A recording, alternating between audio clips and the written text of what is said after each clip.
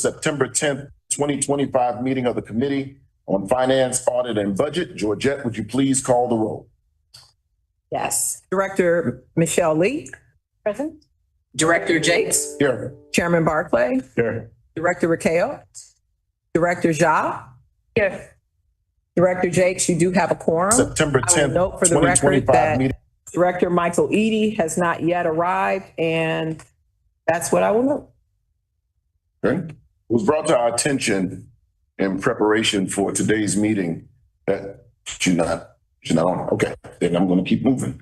Our next order of business is the approval of the committee minutes of August 13th, 2025. May I have a motion to approve? So moved.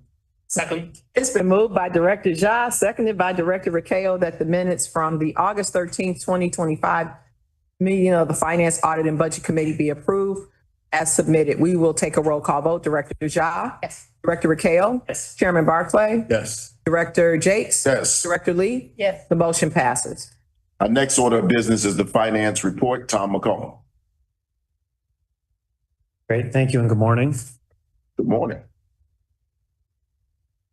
Okay, I'm going to take you through the July financial results. So give me a moment to share the screen and then start that presentation.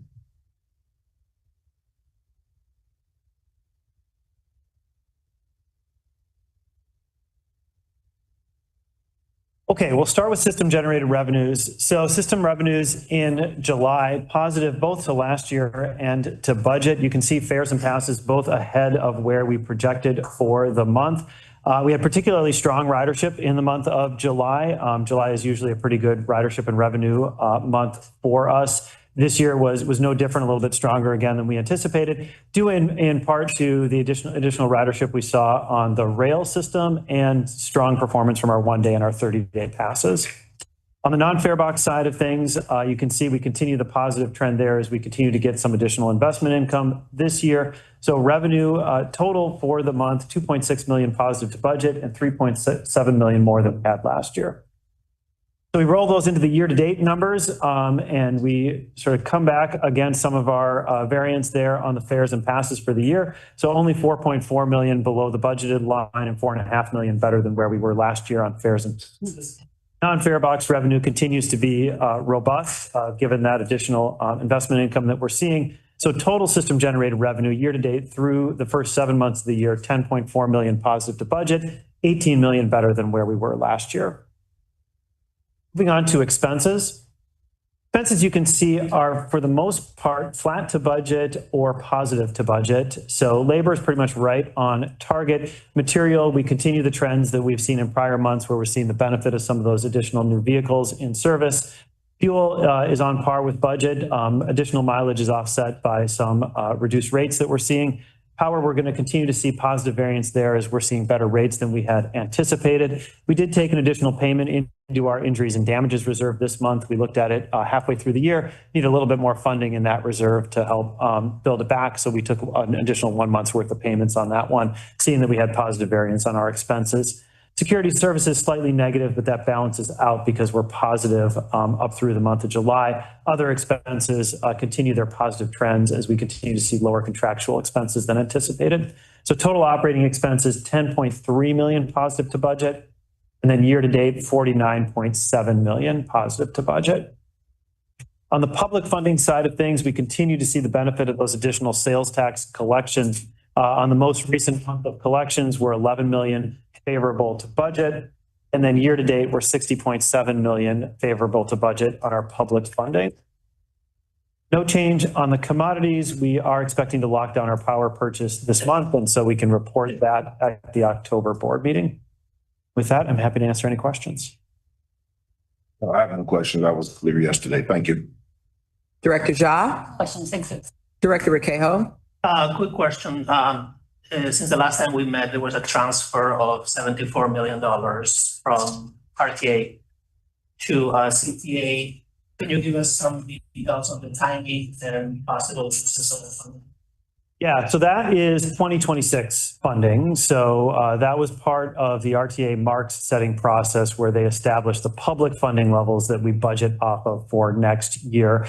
So in essence, what they have allocated towards CTA is additional non-statutory funding that would traditionally go to Metra and PACE in 2026. The amount of that is $74 million.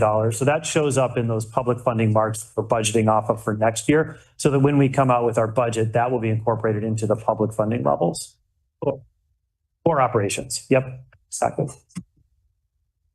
Chairman Barclay. No questions. Thank you. Director Lee. Question, thanks, Tom. Director Eady. No question. I will note for the record that Director Eady is present. Director Jakes, there are no further questions. Agenda item number 4 is the review of an ordinance amending ordinance 024-143, approving the fiscal years 2025 through 2029 capital improvement program. Great, thank you. This ordinance amends the current capital improvement plan by $79.553 million, updating the fiscal year 2025 to 2029 CIP to an updated total of $7,066,044,069. First of all, new funds totaling $31.93 million are programmed into the CIP. RTA was awarded $31.25 million from the Illinois Environmental Protection Agency on behalf of CTA to procure up to 30 all-electric buses. Funds are provided through a Driving a Cleaner Illinois grant program, which is funded from proceeds of the Volkswagen settlement distribution. Second, new funds are added from the IDOT Office of Intermodal Project Implementation and provided to CTA as a technical services grant funds for the CTA bus corridor planning study. IDOT will provide $737,397, which CTA will match with $184,000. Second, we propose repurposing $47.3 million of Rebuild Illinois state bond funds and state PAYGO funds from projects at or nearing completion. Project balances and savings are reprogrammed into the following projects: the Forest Park Modernization Phase 1 project, the California Blue Line ASAP project, Red Line Extension, Clark and Lake Station, the Thompson Center Development, the 43rd Station Green Line, and special track work installation on the O'Hare Blue Line. Funds are now available for these projects from the Harlem Station Bus Bridge, the Forest Glen Building Demolition, the Lake Street Bridge Track Renewal, the Kimball Subway Blue Line, and bus maintenance activities. I'm happy to answer any questions about this amendment. No, I have no questions, Tom. Director Ja, any questions? No question, thanks. Director Ricao. Just for clarity, you tell us about the specific locations and what community should be excited that money is going into those projects and possibly moving from. Yes, I will go through again the projects that this is funding. So first is the Forest Park Modernization Phase 1 project. So the Forest Park branch of the Blue Line, the California Blue Line Station, the All Stations Accessible project. So making that station accessible. We have reprogrammed some PAYGO funding and reduced the amount of CTA bonds into the Red Line Extension. We are also starting a new project to help meet the needs of the Clark and Lake redevelopment. As you know, that is the busiest station in our system. So well needed as that entire building gets redeveloped and our station will get redeveloped as part of the entrance moving for that. The 43rd Street Station Green Line, so on the south branch of the Green Line. And then special track work, a small amount of that on the O'Hare branch of the Blue Line. Great, thank you. Let me also mention the electric buses too, which is the new funding that's coming in for those 30 new electric buses, which will see a benefit. Director Eady. No questions. Director Lee. No question, thanks, Tom. Director Jakes, there are no further questions. May I now have leave to place this on the omnibus for board approval? So moved. Second. It's been moved by Director Ja, seconded by Director Ricao, that this item be placed on the omnibus for board approval. We'll take a roll call vote. Director Ja. Yes. Director Ricao. Yes. Chairman Barclay. Yes. Director Jakes. Yes. Yes. Director Lee. Yes. The motion passes. Director Jakes. Agenda item 5 is the review of an ordinance authorizing a revision to the intergovernmental agreement with the Metropolitan Water Reclamation District, Greater Chicago, for the Red Line Extension Project. Bill Moon. Director Jakes and Bill Mooney, please pardon the interruption, but we've been advised that Director Ortiz has been able to log on. Okay, so hold on just 1 second, Bill. Since Director Ortiz is on, I need a motion to approve her being given access to this meeting remotely. So moved. Second. And she is being asked to attend the meeting remotely because she has a conflict due to work. It's been moved by Director Shaw, seconded by Director Requejo, that we permit Director Rosa Ortiz to participate in the meeting remotely. We'll take a roll call vote. Director Shaw? Director Requejo? Yes. Chairman Barclay? Yes. Director Jakes? Yes. Director Eady? Yes. Director Lee? Yes. The motion passes. Hey, we'll turn it back over to you, Bill. Bill Mooney, your Chief Infrastructure Officer. Staff recommends approval of an ordinance authorizing a revised intergovernmental agreement with the Metropolitan Water Reclamation District in support of the Red Line Extension Project. Chicago Transit Board authorized the CTA to enter into an IGA with MWRD in June of 2025. That allowed the acquisition of a fee property by CTA, a series of permanent, temporary, and reciprocal easements, and reimbursement from CTA to MWRD for associated costs for mitigations to impacts to their operations and parcels. The revised IGA modifies the reimbursement provisions to allow for flexibility around the date of initial reimbursement, allowing for a smaller initial payment if requested. Separately, the revised IGA requires changes to the indemnification provisions of the reciprocal permanent easements from CTA to MWRD and from MWRD to CTA. All other terms, costs, or obligations are not changed under this revision. I'll be happy to take any questions on this item. Is this a one-off? Or is This is, as the lawyers were finalizing the language on the IGA, they tweaked some words, specifically around the indemnification. Sort of indemnification is an item that requires board approval for any adjustments. You're being asked to reconsider it for that item. We take an easement from them. They give us an easement for a section of roadway, and it's just how that language protects both of us. And it's equitable on both sides of the fence. The language changes for both parties. And then the other piece that gets tweaked with this is the original IGA called for the first reimbursement payment, which has to be supported by documentation to occur at a very specific date for a set value. And based on their progress of design to date, they felt like they would probably want to take it a little later and probably be a smaller amount. So this just changes the language to allow them to ask for a smaller amount at a different date. Great. Thank you, Bill. No further questions. Director Shaw, any questions? Director Requejo? Chairman Barclay? No questions. Director Eady? No question. Director Lee? Question. Director Ortiz? No questions. Thank you. Director Jakes, there are no further questions. May I now have leave to place this on the omnibus for board approval? So moved.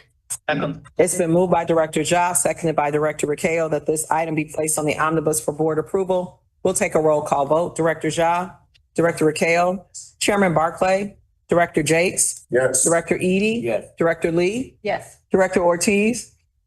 Yes. The motion passes. Our next order of business today is the review of contract number A1, which is a contract award for transit operations. I have no questions. Actually, it's A1 through A2. Right.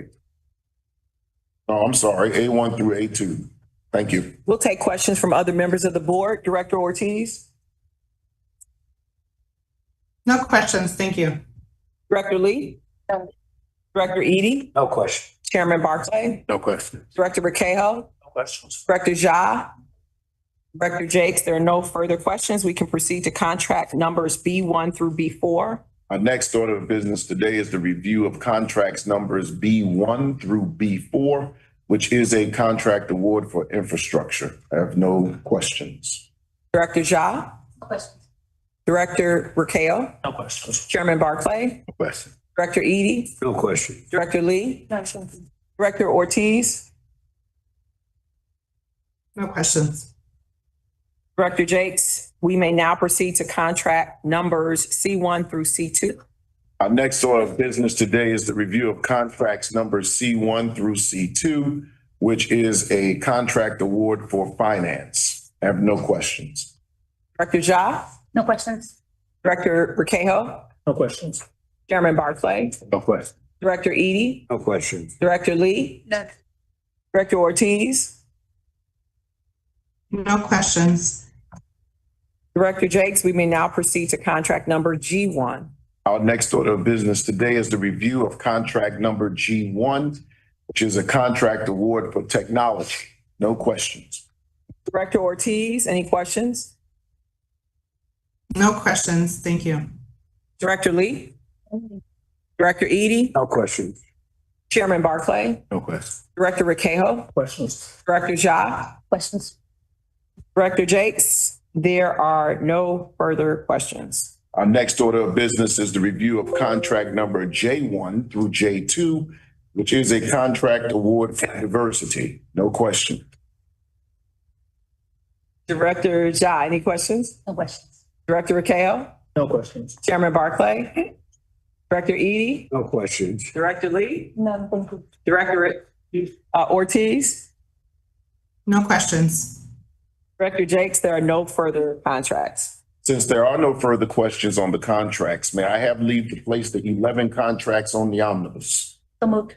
Second. It's been moved by Director Ja, seconded by Director Rekejo that the 11 contracts be placed on the omnibus. We'll take a roll call vote. Director Ja, Director Rekejo, Yes. Chairman Barclay, Yes. Director Jakes, Yes. Director Eady, Yes. Director Lee, Yes. Director Ortiz. Yes. Motion passes. Director Jakes, we may now proceed to agenda item 6B. Since there is no further business to come before the committee, may I have the motion to approve the omnibus and recommend the omnibus for board approval? Moved. Second. It's been moved by Director Ja, seconded by Director Rekejo. We'll take a roll call vote. Director Ja, Director Rekejo, Chairman Barclay, Yeah. Director Jakes, Yes. Director Eady, Yes. Director Lee, Yes. Director Ortiz. Yes. The motion passes. And finally, at 9:47, may I have a motion to adjourn? Moved. Second.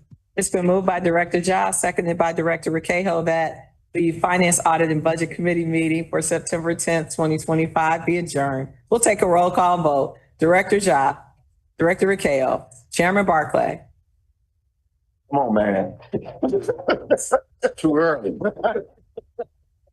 You got a church early. Let's go. Yes. Director Jakes, Yes. Director Eady, Yes. Director Lee, Yes. Director Ortiz. Yes. The motion passes. Motion adjourned. Motion adjourned. Adjourn. Yeah, that.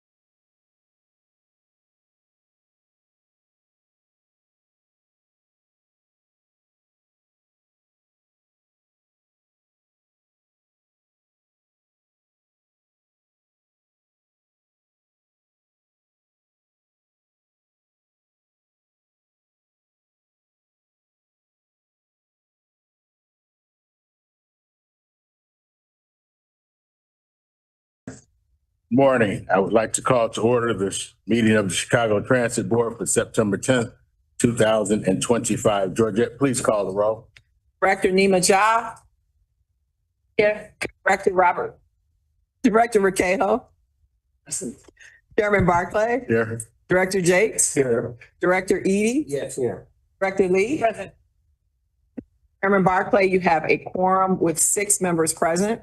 Thank you. We've been advised prior to today's meeting that Director Ortiz would be unable to attend in person due to a work conflict, but she is able to participate remotely. May I have a motion to admit Director Ortiz remotely?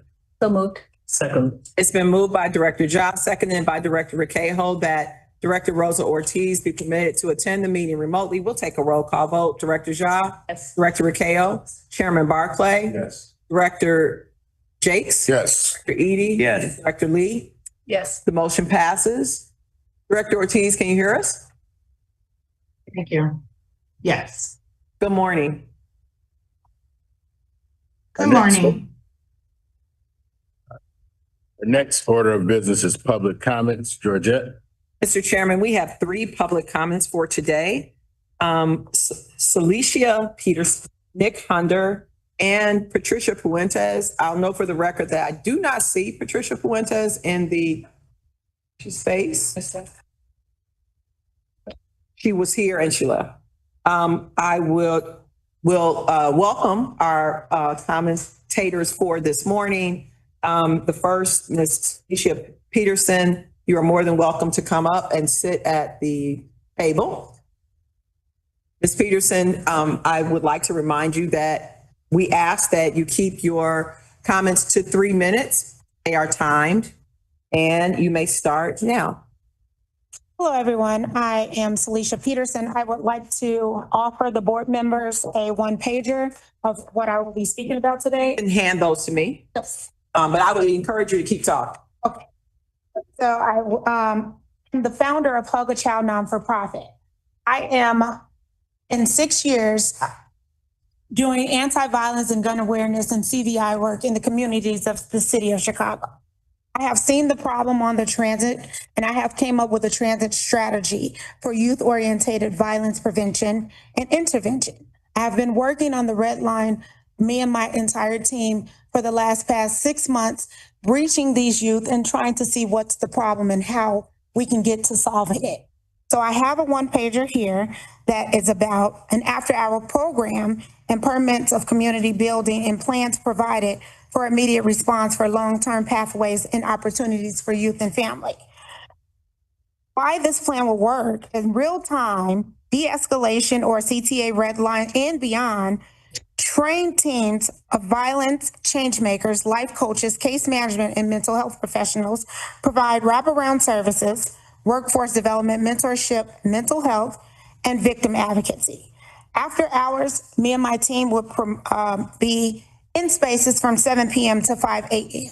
Ms. Peterson, if this is a sales pitch, It's not okay. really what's going on with the youth on the red line. All right, but sales pitches are not allowed during public comments. I have a team of people that want to save, heal, and help and empower the youth that are on our trains. I have spoken with the union and several other people about this. And I really think this is a critical matter that everybody that sits on this board should address. So if you can read over my one-pager and understand why this would be ideal and why the youth need the help and implementing the plan, it doesn't have to be my plan. If anybody else has a plan or any suggestions, we're welcome to tag team with that as well, because the youth is our future and this is our city and these are our children and they need the support. They need the healing, they need the empowerment, they need the intervention, and they need someone to pour into them with integrity. We're here today to speak about everything that's going on the train. I was once one of those children on the train. So what I wanted was intervention. What I wanted was someone to speak to me. And my mother was an older parent, a single mother when my father died. And I wanted to know what spaces that I had an opportunity to go to. And I feel like by me and my team being on those trains, seeing what these youth need, engaging with them and getting the feedback, this is what the board needs to hear. Something needs to be implemented. I do have a program, but but I'm not selling anything. I'm being honest with what we need for Chicago Thank Trans. you very much. Thank you. Time. Thank you, Ms. Thank you. You're welcome. for jumping in. I'd encourage you to connect with our Chief Operating Officer, Colonies, because we're in a period where we're hearing about different types of strategies and we'd love to talk with you. And our next public speaker is Mr. Nick Hunter.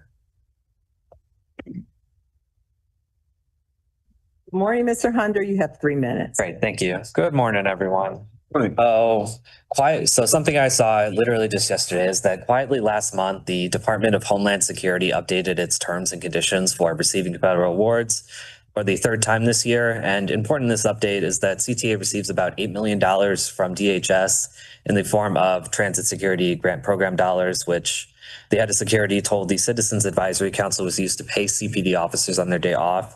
Wanted to flag this because these changes dictate that all federal awards from DHS will require a variety of things. These include to share, quote, records, accounts, and other documents and sources of information related to the federal award and permit access to facilities and personnel, close quote. And second, comply with new sections of Title VIII that would now require CTA to share information regarding citizenship and immigration status, prevent know your rights campaigns, make transporting illegal aliens, their quote, not mine, close quote, open quote, provide access to detainees such as when an immigration officer seeks to interview a person who might be a removable alien, close quote, which can be loosely construed as allowing DHS to legally board the system. And lastly, gag CTA from alerting the public about any immigration enforcement that is taking place on its property.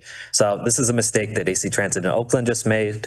And as DHS stated in its notice of funding opportunity that it intends to award CTA $7.6 million this year.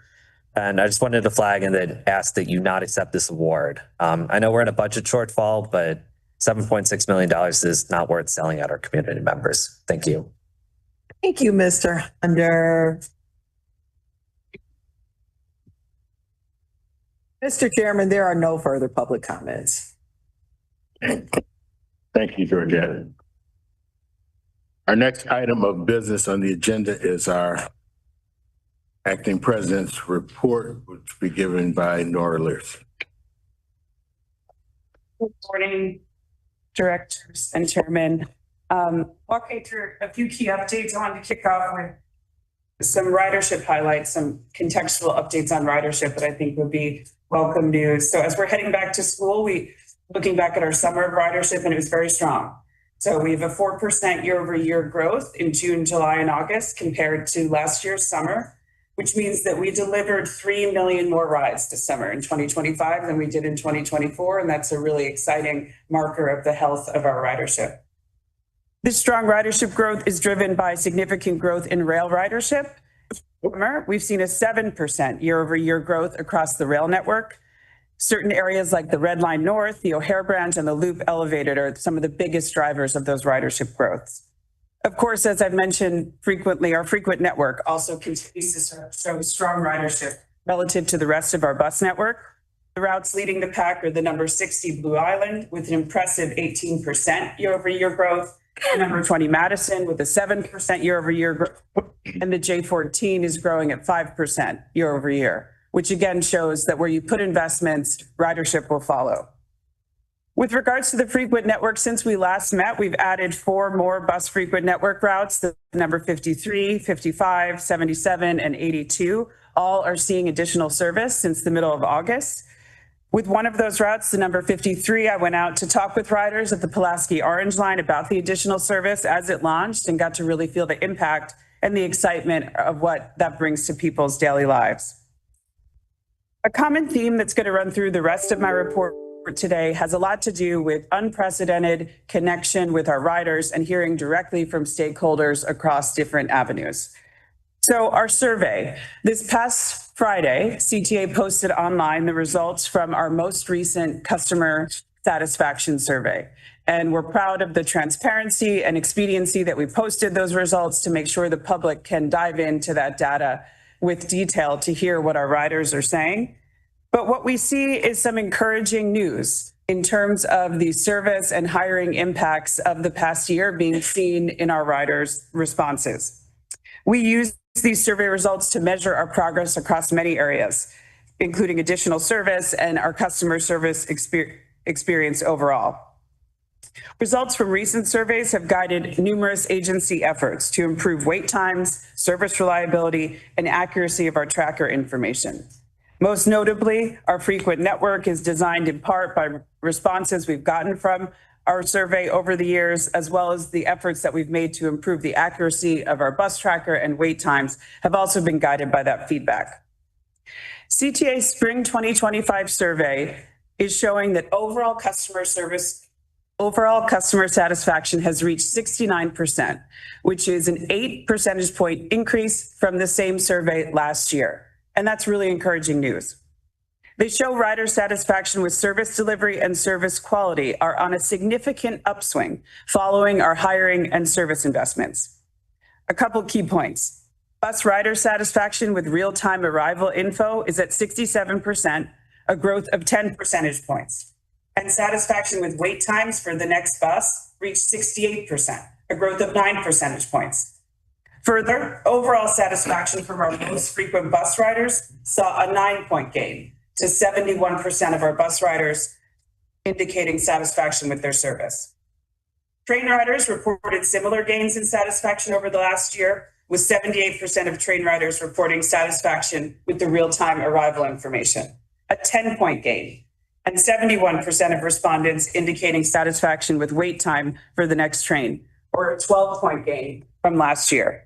It's a lot of numbers, but the point is we don't have a lot of ways at CTA that we see reflecting in data what we know is happening, which is that improved service delivery is creating a better experience for our riders. And this data is showing it, and it's a really exciting thing to review internally, that people are feeling better about their experience on CTA from a service delivery perspective. The survey also indicates that we're headed in the right direction on what we're focused on needing improvement. And it's what we talk about a lot here in terms of security, safety, and cleanliness on the train. And you'll hear a report in a few minutes from a workshop that took place last month with regards to security. And you know that many efforts are underway with regards to new innovative pilots on this front, as well as a deepening partnership with the police department and targeted missions with regards to issues like smoking, code of conduct enforcement, and general safety communications. So the survey has indicated that we're looking at the right issues and the actions that we're taking are the right ones. With regards to cleaning, I recently visited power washers overnight to talk with them about their work on the system. And we have some exciting new initiatives underway with regards to cleaning that I'll be excited to announce in the coming weeks that will increase visibility of cleaners on our system to further create a sense of cleanliness on the system overall. Very notable right now in our agency for us is the outreach and engagement that is underway. So on August 28th, we held a transit community safety workshop that was truly unprecedented at CTA in terms of the breadth of the organizations that were attending, along with CTA leadership across departments, organizations from social service agencies, law enforcement, our security forces, our unions, all together in a room, workshopping issues to see how we can best support our agency's riders as a group. And we're really excited to give you a short briefing on that in a few moments. But I also just want to couple that together to give you a sense of the level of engagement. We're also embarking in our budget season on an unprecedented level of engagement with the public around our budget. So traditionally, we just have our one public hearing right before the budget is approved. This year, throughout the month of September, we're holding budget town halls across the city where the public is invited to discuss their thoughts about CTA service and what they'd like to see from us moving into the future. I feel really strongly that given the constraints and issues that we're facing through the fiscal situation, that we focus, yes, on making sure the public understands the impact if we don't get funding. But I also want to make sure we use this opportunity to hear more deeply from the public about what they want to see so that all decisions we make about investments and programs and policies are informed by their experience. And so it's been a lot of work internally from our team. And I want to thank everyone that's working very hard on all these efforts. And I'm really excited about how it's going to inform what we do and how we see that reflected in the policymaking that we do at our agency across the board. So right now, I wanted to make sure the public was aware of the workshop and what came out of it and next steps. So I'm going to have Kara Vader come up and give a short presentation that shares with you and the public what occurred there.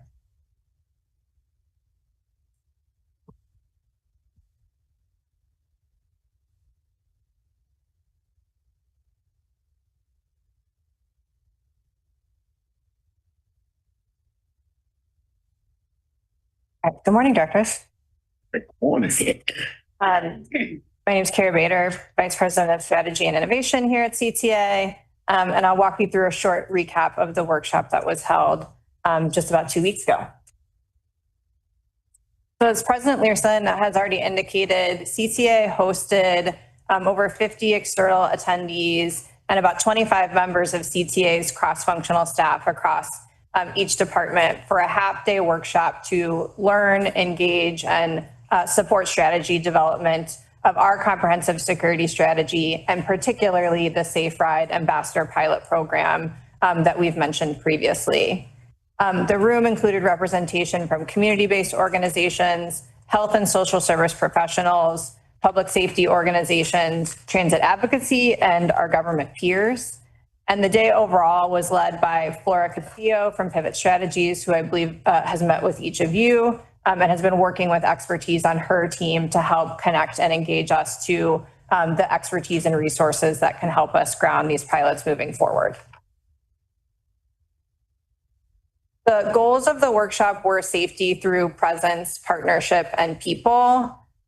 We focused on the development of an ambassador pilot, but we really wanted to focus also on the connection between resources and our partners that can overall enhance the environment of safety and security on CTA. Goals of the day were to provide transparency on our current challenges and conditions, to get that genuine feedback on program design and implementation, and overall build and foster a sense of shared ownership and trust so that we could have a strong foundation for ongoing collaboration. Just to give a sense of the organizations that were represented, we really crossed the gamut of public and private, various expertise. We had our union partners present, as well as representatives from the board, our advisory board, both ADA and citizens, and then the CTA executive staff. In order to make the day productive, attendees were surveyed prior to the event to indicate the expertise that they intended to bring into the room and their goals for partnership. And a couple of things that our partners shared was just a genuine desire to help shape these programs. We've talked a lot about reaching out for help and building those partnerships. And it was great to see that everyone recognized their desire to be in the room and contribute.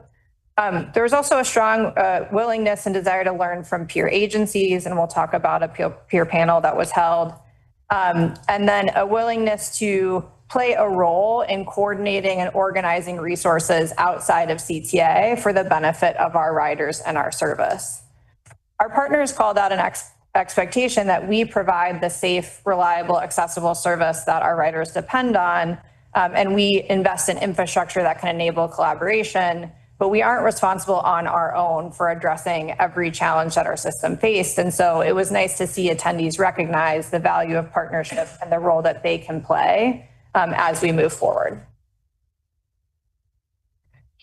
So we did a short presentation of CTA staff that talked about our current security landscape and challenges. Security leadership reviewed some of the hotspots of where we see interaction between CPD and the system, as well as the challenges our riders face. We reviewed the data from our customers and the ways in which they voice their diverse perspectives on operational and safety challenges in their experience. The CTA operations team walked through sort of a day in a life of a major event and what it looks like for service hours later after you have had an incident and you need to respond, and then there are major delays that might continue to cascade on a line. And Chief Operating Officer Veronica Alanis talked about the overall landscape of resources that we leverage and how we piece them together for the benefit of the system, and then providing that context of how new initiatives can be developed in supporting this ecosystem of services going forward. The consistent theme of the day was this opportunity of new opportunities of partnership and recognizing that, you know, the puzzle is not done, that there are always ways to find new pieces and stitch them together for the benefit of our riders and our community overall. A lot of our detailed discussions focused on defining that new piece or pieces. I mentioned that there was a panel of executives from peer transit agencies. We had leadership from TriMet, which is our peer in Portland, BART in the Bay Area, as well as Metro Transit. And these are three agencies that have successfully developed crisis intervention ambassador type programs over about the last 5 years. They each gave a short presentation walking through the development of their program, and there was an opportunity for some Q&A to identify commonalities and sort of ask detailed questions. Common themes that came through these presentations were that each of our peers started small and really took multiple years to develop these programs and get it right. Maybe even as few as 4 to 8 people for a year, thinking about how real world scenarios occur and thinking about how these resources enhance rather than detract from the existing ecosystem. Our peers focused on the need for empathetic engagement, competent de-escalation training, and a visible presence on the system, and a visible way to identify which resources is which and how they communicate together. In each case for these three peers, they called out that their crisis intervention programs complement their other security resources, similar to ones we have on our system. That's their police partnerships, contract security guards, and other social service providers. Each one of them is knitting those together, and it's not, you know, one and the same across the board.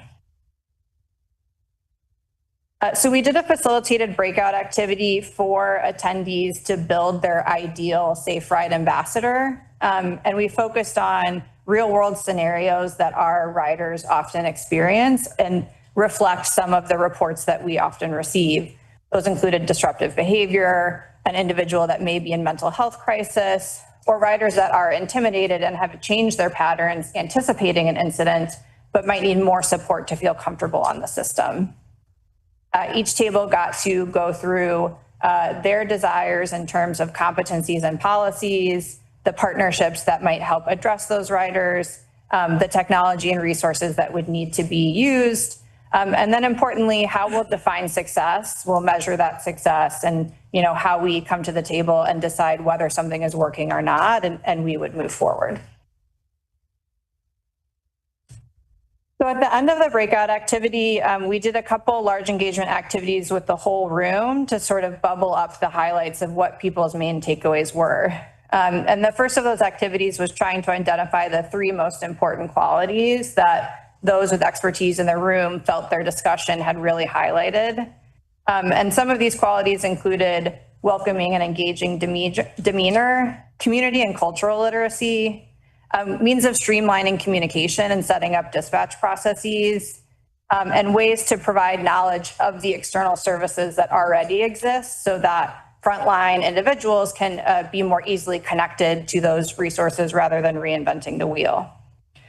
Throughout, the concept of collaboration and partnership really bubbled up as a way to build together moving forward.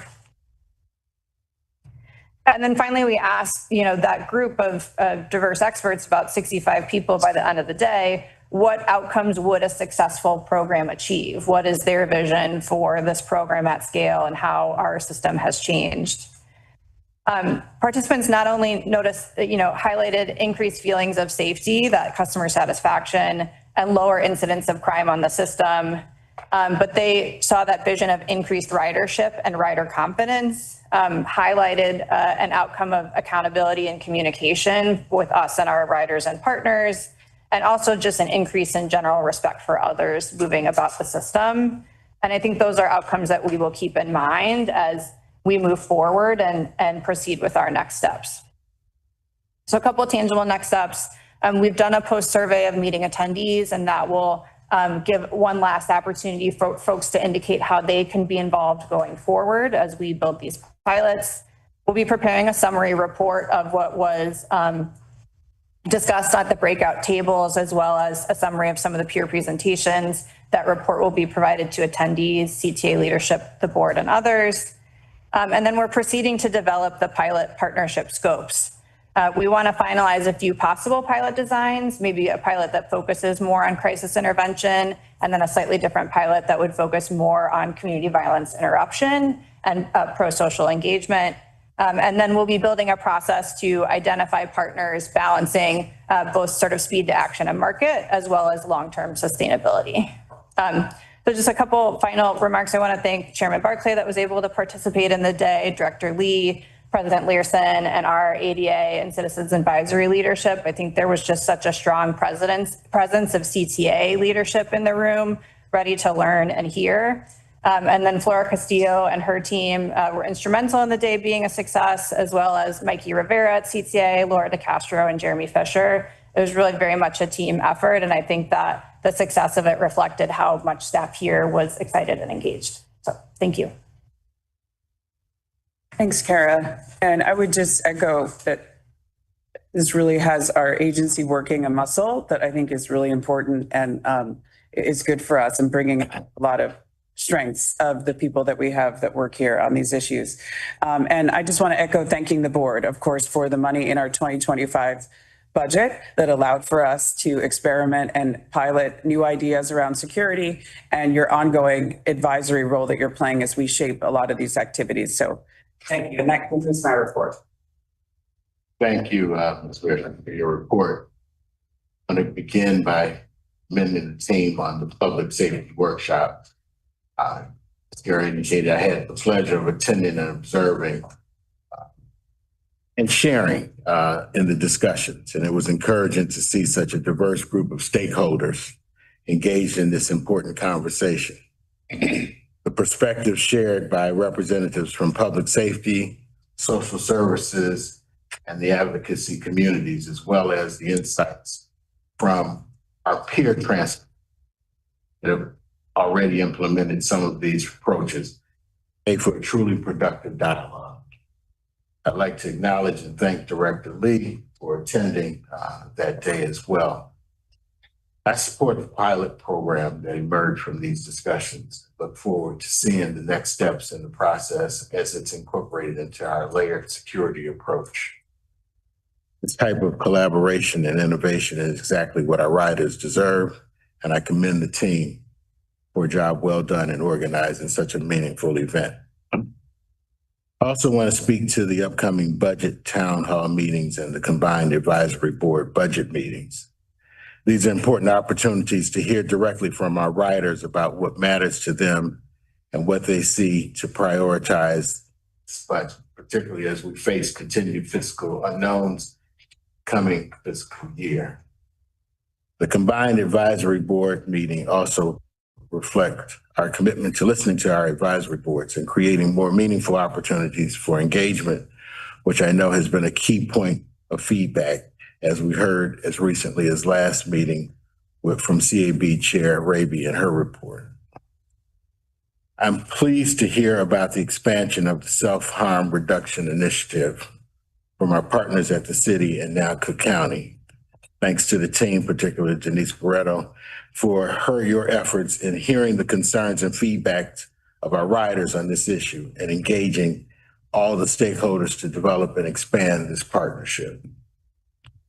Lastly, I want to acknowledge and thank the RTA for the $74 million allocation of public funding for our agency for the upcoming fiscal year. While this funding does not fully close our fiscal gap, it will help us to continue to deliver service to our riders. I especially want to recognize my colleagues on the other service boards and the members of the ad hoc budget committee for their thoughtful coordination. This effort reflects the kind of regional cooperation and shared sacrifice that demonstrates to Springfield that we're united in addressing our challenges. I look forward to continuing in this spirit of collaboration as we work together to secure a sustainable funding solution for our entire region. I'm glad to see all the work that's being done and for the voices we're hearing. These conversations and partnerships will guide us towards the best solution for our riders and our community. At this point, I'd open up to any other board members who have comments on President's report. Director Lee? Just wanted to express gratitude to the team and also to everybody who joined the safety workshop. I thought it was really incredibly encouraging, engaging, and I'm looking forward to seeing next steps as well. Can't wait to understand what the pilot's going to look like after we shaped it, but encouraged that, you know, we're working together with community members and community partners. So thank you for the team. Director Ortiz? Yes, thank you. I want to also to acknowledge and congratulate the team for being able to put together this safety workshop.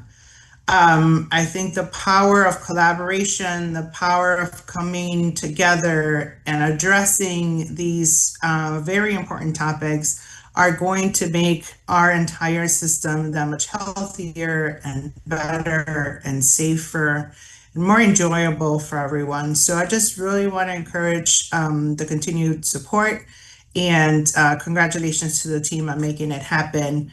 Thank you to everyone. Thank you to the leadership and to all the staff people and our partners who participated in this event. Thank you. Director Eady? Yeah, I also want to join in commending the team and certainly Kara for that report from the Community Safety Workshop. And it was a question, I guess, that was raised there about the important elements of a successful ambassador program.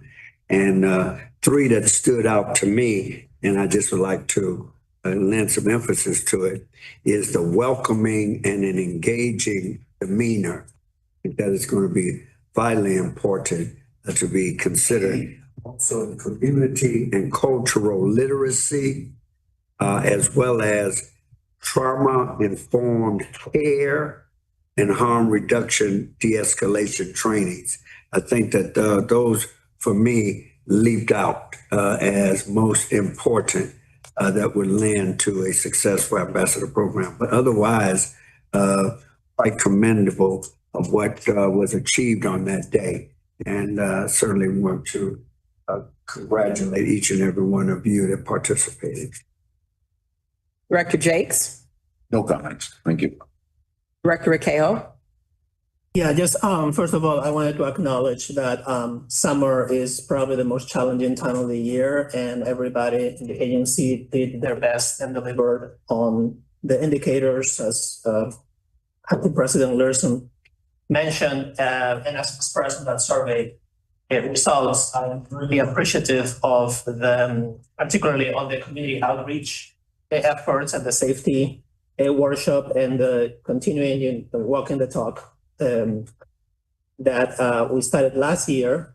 So overall, this is a commendations and congratulations. I do have a few notes and of concern, and one of them relates to something I expressed to the staff before, and that is that we are not there yet on the safety satisfaction from the side of our riders, and some of the most difficult numbers. And one of our commenters early on pointed it out on the red line, but that's not the only one, is that when we ask people how safe they felt safer the farther away from the train car they were. So they felt safer walking to the station, they felt less safe in the station, and they felt less safe inside of the train car.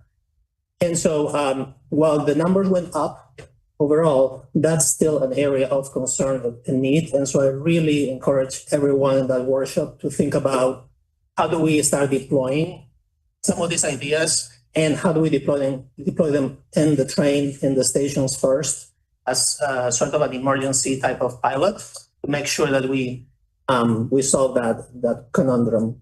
The other note is that I really appreciate the change in gears here at CPA in engaging directly with community. And as I expressed before, this is a lot of work, and the agency is setting up a higher bar. And so my concern is that the agency is not well equipped yet in terms of human infrastructure to absorb all that community engagement. right? Like the way the org chart works right now, I see the community relations is very much attached to infrastructure, which is important because we want to make sure that the work in the community and the infrastructure, the stations, the work is informed by residents. And I feel also that we need to elevate that group and properly staff ourselves internally to make sure that we deliver on the promise. And as I mentioned before, there is an opportunity in the budget or budgets that we are putting together to make sure that that community engagement team exists and delivers and takes us to the next level. And then finally, again, congratulations on a great workshop on safety. There was one particular slide that was really telling when there's like a number of circles that show the intersection between criminal activity, code of conduct, etc. And I think it's really important that we focus on the negative because that's the emergency right now. Like things are happening that are really awful and we want to center those. And also there's a positive version of that slide that I would love to see next time, which is what happens when you substitute that criminal activity with virtuous, relationships.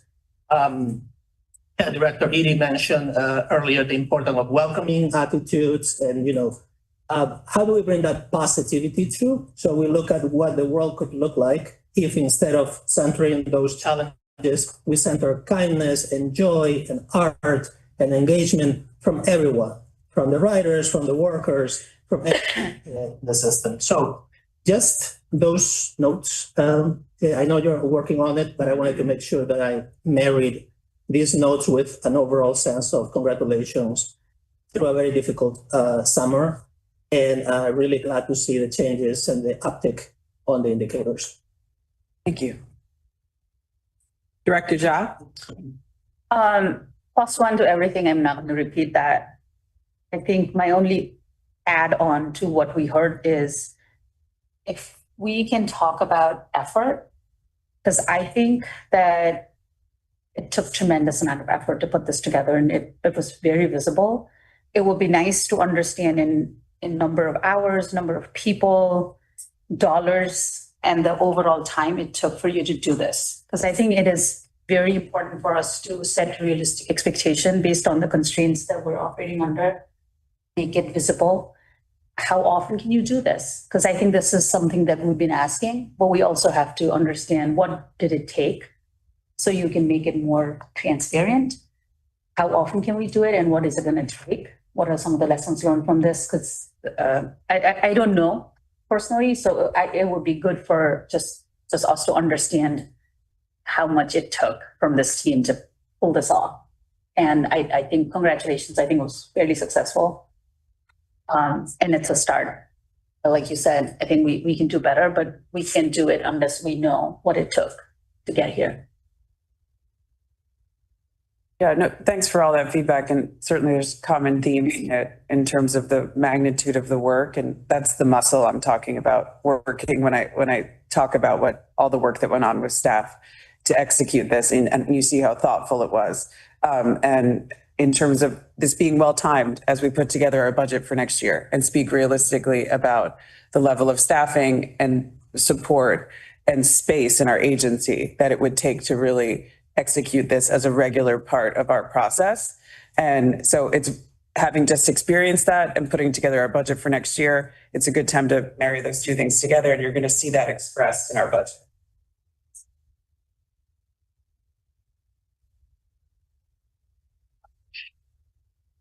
Thank you, President.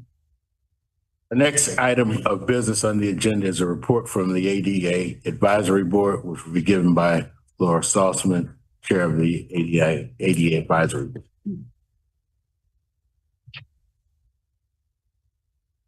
Sure, to talk slow. If I need to slow down, let me know. Hello, my name is Laura Saltzman. I am the Chair of the ADA Advisory Committee and policy analyst for Access Living. I'll be providing a summary of the ADA Advisory Committee that occurred on July 14th, 2025. During Bill Mooney's infrastructure presentation, the committee celebrated the successful launch of 4 fully accessible RPM stations on July 20th, 2025. Lawrence, Argyle, Berwyn, and Bryn Mawr. I'd like to say congratulations again to the team on the launch. Even the day before the big launch with the sneak peek, I saw, walking by Argyle, I saw wheelchair users rolling up to take advantage and use the station they'd never been able to use before. It is a huge achievement that will positively impact numerous lives. ADA Advisory Committee members attended prior to this, ADA Advisory Committee members attended the tour on the RPM stations on June 20th, getting a sneak peek of the Bryn Mawr station and gave feedback to the RPM team. While we hope to do these tours sooner in the future, I continue to sincerely appreciate the willingness and openness to feedback the team has. Their pride in the project has made them responsive to concerns about accessibility and not defensive. I hope other agencies I believe other agencies could learn a thing or two, honestly, about this mentality. Really, really appreciate that. The committee also learned of the progress at the Racine Blue Line station, targeting for a late September opening, and August Green Line station's transition to temporary entrance to enable elevator installation. The tactile bus presentation by Jeremy Safran highlighted significant progress with over 3,000 signs installed across 25 routes since 2022, and the additional tactile decal pilot. Committee member Cindy Fosco provided positive feedback on the tactile quality of the new stickers while expressing concerns about weather durability. These stickers are as exciting as they will add significant usability to the tactile signs, providing valuable additional information for riders about the routes and direction of the stop. And they're an example of that responsiveness to feedback that I really appreciate. The committee suggested strategic placement at locations like Chicago Lighthouse, Access Living, and the Ogden Center for maximum user feedback. Eric Jensen's Innovation Studio presentation introduced the e-paper display pilot featuring 18 signs with text-to-speech functionality. Committee members raised concerns about text size visibility for users with low vision and suggested adding as of timestamps to improve user confidence in real-time information accuracy. The committee engaged extensively with Brad Topol from CDOT regarding new bus island designs that integrated bike lanes. We appreciate this board, CTA leadership, and CDOT leadership working together to bring CDOT staff to these meetings and their willingness to present the accessibility community. The committee expressed significant concerns about shared boarding areas, creating safety conflicts between cyclists and people with a variety of disabilities, particularly wheelchair users and those who are low vision blind. We were concerned about stops made functionally inaccessible for some on routes that are likely high use by disabled people, as they're on the same route as disability organizations, which are regularly frequented by disabled individuals. The committee emphasized the need for a broader stakeholder consultation around these various treatments beyond the Mayor's Office of People with Disabilities, and suggested outreach to National Federation of the Blind, Chicago Lighthouse, and other disability advocacy organizations. We support making the transportation system more multimodal and usable for everyone. But I do mean everyone, and that requires thoughtful, inclusive planning. And for some disabled people, transit is the only option. So it is important that we keep what is accessible. And to be clear, some of the options were significantly more usable than others. I just wish that the less usable ones had not been implemented, or there are plans to mitigate the harm there, but that is not on CTA. And I appreciate the board and CTA for helping to set the table for CDOT participating in these dialogues. The engagements with CDOT at the ADA Advisory Committee will make these implementations better in the future and improve the process for planning and designing going forward. And I thank CDOT staff for joining in this process. Beyond the ADA Advisory Committee engagements, I gather that the working group on accessibility between CDOT and CTA staff has started, and I'm happy for that. I hope more proactive planning and consideration for disabled people will be a result. There needs to be clarifying for certain guidelines and what that means in practicality from implementation. Looking ahead, as mentioned previously, the committee requested a special September meeting to learn about the funding shortfall and to express concerns about potential service reductions that could have on disabled transit users. This will be a joint meeting with the Citizens Advisory Board and is scheduled on September 22nd. The committee continues monitoring accessibility initiatives while advocating for comprehensive system improvements. We appreciate the board's support to continued progress in 2025. Lastly, in my role as chair of the ADA Advisory Board, I attended the Transit Community Safety Workshop hosted by the CTA. It was a thoughtful and well-organized discussion on the opportunities to address concerns in our transit system through mental and behavioral health support and dedicated community conscious engagement. I think the reason everyone else who attended has mentioned here how thoughtful it was is it really was. I get invited to things like this, and I appreciate the amount of work and thought that was put into it. I look forward to supporting this effort as it moves forward, encourage the start of survey, and truly appreciate the board's advocacy in making this happen. Thank you. Thank you, Ms. Saltzman. Any comments or any questions from Ms. Saltzman in her report? Director John? I think just the partnership with CDOT, is there more we can do in terms of just publicizing what else we could potentially do and engage and, explore relationship that already exists within the board or in the leadership? How do we make that a lot more, I guess, visible in terms of what else can we do? Yeah, there is more we can do. I mean, we began to invite them to the ADA Advisory Committee, begin to formalize their role in our committees, but there's more opportunity to partner with them. But to your point, publicize it. I think make it more clear that the partnership exists, and so the public understands whose role is whose and responsibility. I think we can definitely look for ways to do that. Yeah, and I would also, not to sound provocative here, but if there are specific concerns around the decisions that I guess we can't go back, but the decisions that are pending, maybe there is a position we can take and maybe make that part of an agenda so it's more targeted and specific in terms of what we want to see more of versus high value, low value decisions, and just pick our position. Mm-hmm. And I'm not sure how we would go about that, but it would be good to at least know where we stand and advocate towards those right with your partnership. Yeah, you see the work that's been done and Laura's leadership on the committee. It kind of is. There's so much thought going into it in terms of what exactly is needed. That work has been done to kind of specify it and target it, and I think we can elevate that more, and we can find ways to do that. Yeah. Yeah, no, if it's right for me to step in, I do want to say, obviously, I think more can be done. I really do appreciate how much was pushed to get them to attend, because we have seen improvements, and just the fact that they're hearing feedback directly from at least our committee is helpful. So obviously we want improvements, but I do want to thank you for getting folks. And I'm also talking about holistic accountability here. It's I think coming to the table is one step in the process. How do we revert back to then what happened next and closing the loop in terms of whether what was discussed got to the end goal or not, and just kind of making that more publishing some of these just so we are more realistic in terms of, okay, where's the gap? Mm-hmm. And finding folks that can create more alignment between the two, so that way it's more working towards more productive way of engaging them versus, getting on the table is just one part of the puzzle. Mm-hmm. Director, are you done, Director? No, I'm good. Okay. Director Ricao? I just wanted to thank you, Laura, for taking your job so seriously, in charge of the advisory council, and is following up on the question. There's a lot of people who need to come together for place to work, traffic and movement of people, etc. Chicago is very fragmented, siloed sometimes. You mentioned CDOT.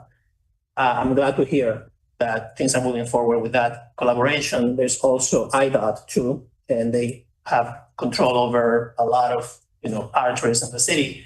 And so just to build on Director Ja's question, what would it look like for your committee to take another step in this journey? What would be an ideal next step in building this momentum and saying, this is what we would like to see next? In terms of collaboration of these agencies, is this a meeting? Is this an integration? Is this a working group? What could that look like? I think it depends on the level of involvement by the other agencies. I do think I've been meaning to bring up that I think having IDOT attend or talking to IDOT would be good, because obviously IDOT does have does play a role, and I know in some cases even like the county, right? Like that's come up with the Austin Green Line. No, I'm sorry, it's the wrong station. But yeah, I think attending is good. I guess I'm hesitant to suggest something because it depends on how much folks want to have those conversations. I think that highlighting it has been helpful. But yeah, and I guess I would have to kind of mull it over, but I do think that like the working group is good and minimally them talking to members of the committee because there is a really good like representation on the committee to have different experiences. So that I think has been useful. But we can always do more, obviously, I think. To clarify, CDOT has been attending your. Yes, due to, because I think of advocacy from the board, from Acting President Carter, they have been now routinely attending our quarterly meetings and they present. And so at least they get that feedback from us there. Has IDOT been invited or present at these? We have not, but they haven't, but we also haven't done that. And I think we probably should. Just that if it's valuable. No, it is. It's, I mean, obviously there's more overlap with CDOT, but there's overlap there. So. Then, love to hear your experience with the RPM news station. It was definitely a historic moment there. And a lot of the conversations we have here are train related and station related, but I'm also curious as to the experience with buses, right? Like earlier today, we approved a purchase of 30 new buses, and I'm curious as to how the committee is involved with the design of those buses, the features that are thinking about people with disabilities, etc. There have been a lot of conversations. Actually, at the committee, there is an issue raised with training with the buses. Sometimes there's some like issues training at the stations as well. But we do talk about it. And we talk about, I mean, obviously like the tactile bus signs come up a lot. So bus travel is raised, but yeah, I think it can be more complicated. Obviously, you know, I've already raised some concerns today about issues with bus travel. I have heard some concerns regarding the new electric buses that you can't, two power chair users can't board at the same time, so you can't go on the same trip. So I will say I will flag that. That too. Depending on the size of the chair, you can't have as many power chair users ride the same bus. And like, I gather that is a issue, like it's an issue because the designs just, they don't have designs for that. But I do want to flag that when it comes to folks moving to an electric fleet, that might mean it's less accessible for folks. So it's like, if you know, they can't, I heard from a couple who they can't ride together because. Great. Thanks for raising that. And honestly, I've had my own challenges and I've expressed those with some of those new designs. And I really encourage TTA to look into this early because we are still at the beginning of these processes, that there's still room for improvement clearly to make sure that when we have sustainability and green initiatives, they benefit everyone, not just a few. So thanks for raising that, Laura. No other questions, and thanks again. Director Jakes. No, but thank you. Director Eady. No, thank you. We commended for the good work you've been doing. Thank you very much. Director Lee. Thanks, Laura, for your leadership and commitment to the committee. I guess, and also being at the workshop, I think it was valuable for me to be there and represent, you know, the interests of accessibility in the disability community.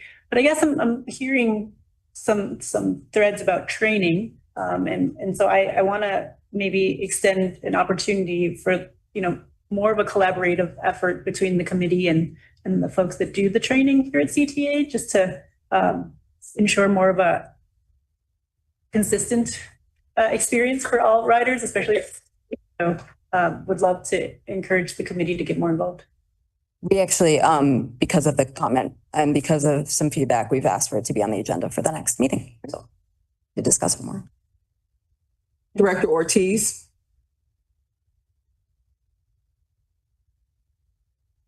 Yes, thank you. I also want to echo the sentiments of gratitude for your leadership, for your time that's dedicated into this work. Also excited to see the continuous participation of CDOT and looking forward to IDOT being a strong partner in this. And if we can help identify any or all challenges to electrifying our fleets. As you just mentioned, I think it merits us to do that now, as it was mentioned in terms of this being early on. Know all the benefits of our electric fleet. So we definitely want to continue to encourage that. I think that is critical for our environment, our health, and otherwise. But I do want to also make sure that we are being thoughtful about any other impacts impacts into this work.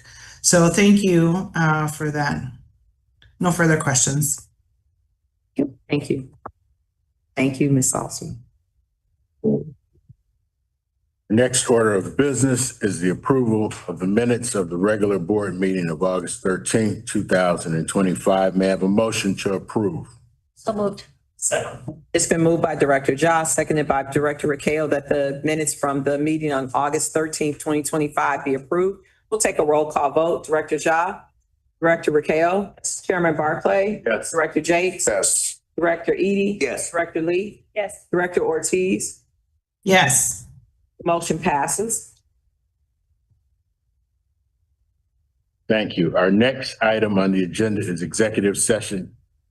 Kent Ray, is my understanding that we have an executive session today. Mr. Chairman, the board will move to go into executive session pursuant to the Illinois Open Meetings Act, subsection 2C 11 and 21. I will now entertain a motion to recess into executive session for the reasons stated by counsel. So moved. Second. It's been moved by Director Josh, seconded by Director Rakeo, that the board move into open session for the reasons stated by counsel. We'll take a roll call vote. Director Josh. Yes. Director Rakeo. Yes. Chairman Barclay. Yes. Director Jakes. Yes. Director Eady. Yes. Director Lee. Yes. Director Ortiz. Yeah. Motion passes.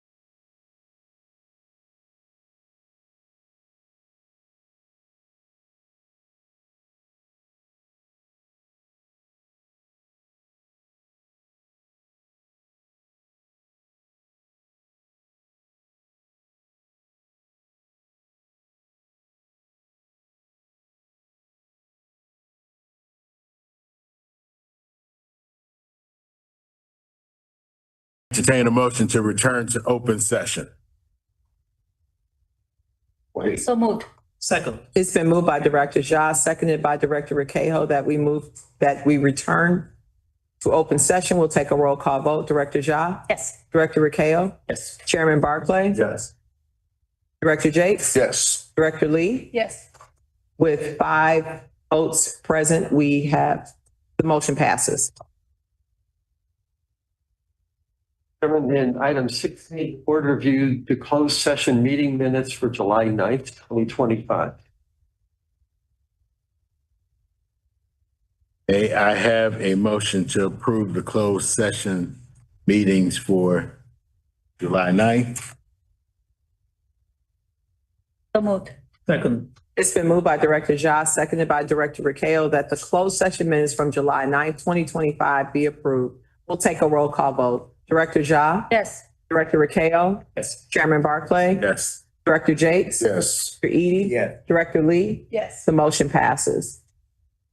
In item 6B, the board reviewed a proposed settlement of the lawsuit captioned "The Estate of Kevin Powell versus Chicago Transit Authority, case number 2024L002360, pending in the Circuit Court of Cook County, the proposed amount of $2,625,000.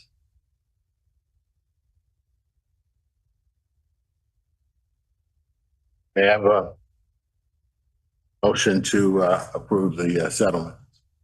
So moved.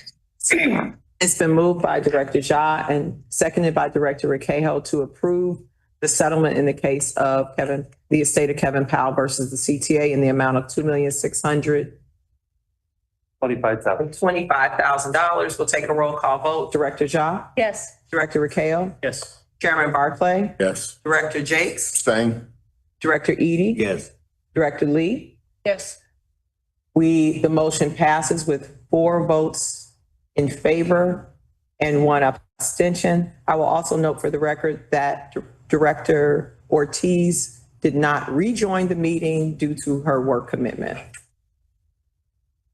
We'll now address board agenda item 7, board matters. Georgette, do we have any board matters today? Chairman Barclay, there are no board matters. Our next order of business is a report from the Committee on Finance, Audit, and Budget. The committee met earlier this morning and approved the August 13th, 2025 committee minutes and reviewed the finance report. The committee reviewed 2 ordinances. 1, review of an ordinance amending Ordinance 024-143, approving the fiscal years 2025 through 2029 capital improvement program. And 2, review of an ordinance authorizing a revision to the intergovernmental agreement with the Metropolitan Water Reclamation District of Greater Chicago for the Red Line Extension Project. The committee also reviewed 11 contracts. The committee placed the 2 ordinances and 11 contracts on the omnibus. The committee approved and recommended for board approval 2 ordinances and 11 contracts. Mr. Chairman, this concludes the report of the Finance, Audit, and Budget Committee. Thank you, Director Jakes. I will now entertain a motion to approve the omnibus. So moved. Second. It's been moved by Director Ja, seconded by Director Recajo to approve the omnibus. We'll take a roll call vote. Director Ja? Yes. Director Recajo? Yes. Chairman Barclay? Yes. Director Jakes? Yes. Director Eady? Yes. Director Lee? Yes. The motion passes. Our next order of business is a construction report from Bill Mooney, our Chief Infrastructure Officer, and Juan Pablo Prieto, our Director of Diversity Programs.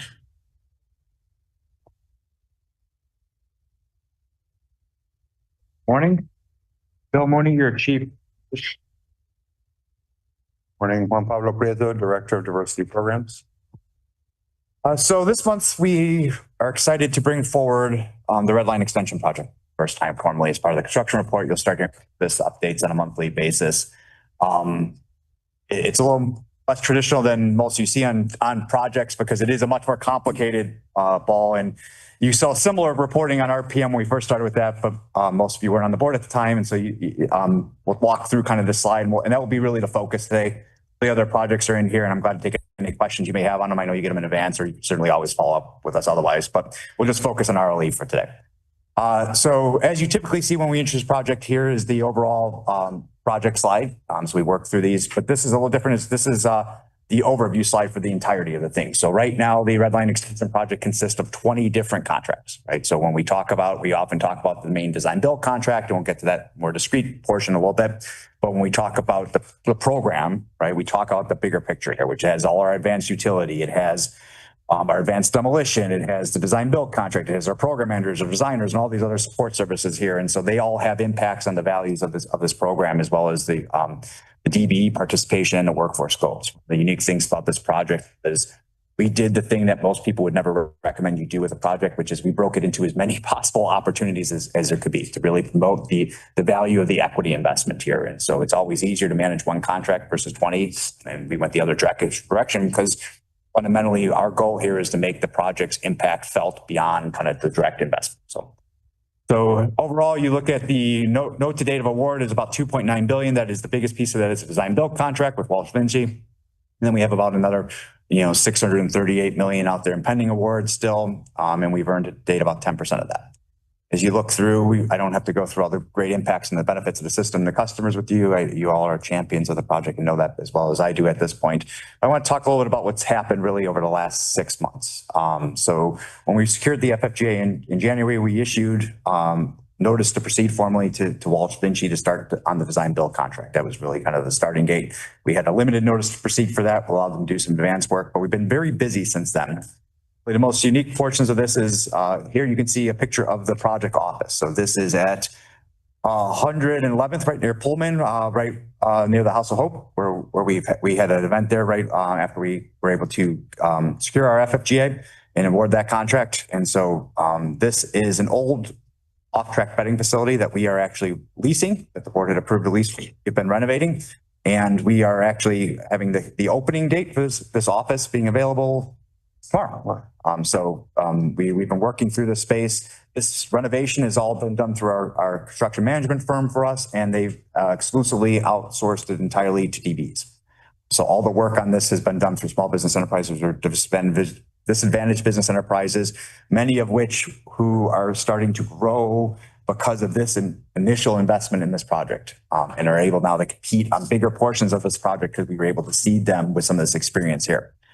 So here's a little bit before or after. So you can see kind of on the picture on the left here, the dark black space that used to be filled with cocktail style tables and chairs and TVs and bars. And now it's our office space on the right. Much brighter area here, that logo red that carries over even from 95th Street.